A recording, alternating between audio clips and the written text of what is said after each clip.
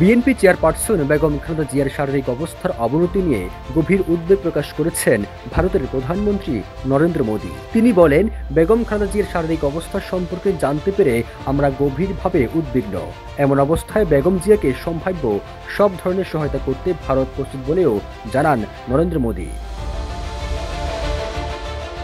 1 December রাতে সামাজিক যোগাযোগ মাধ্যম এক্সে দেওয়া এক পোস্টে নরেন্দ্র মোদী বলেন, বেগম খালেদা জিয়া অনেক বছর ধরে বাংলাদেশের জনগণের জন্য অবদান রেখেছেন। তার দ্রুত আরোগ্য লাভের জন্য আমাদের আন্তরিক প্রার্থনা ও শুভকামনা রইল।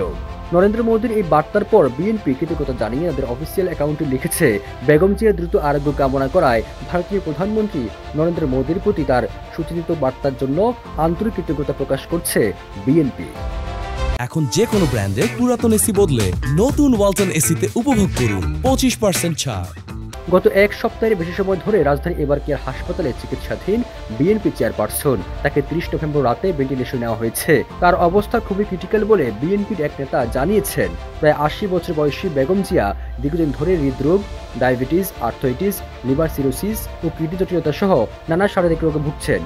23 নভেম্বর রাতে শ্বাসকষ্ট দেখা দিলে তাকে দ্রুত রাজধানী এবারকেয়ার হাসপাতালে নেওয়া হয়। পরে চিকিৎসকরা জানান, বেগম জিয়ার হৃদযন্ত্র ও ফুসফুসে সংক্রমণ দেখা দিয়েছে।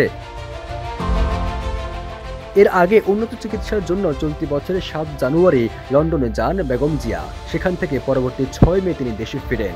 এরপর একাধিকবার শারীরিক জটিলতায় তাকে হাসপাতালে যেতে হয়েছে। সবুজ আলম, নিউজ ডেস্ক, ইত্তেফাক।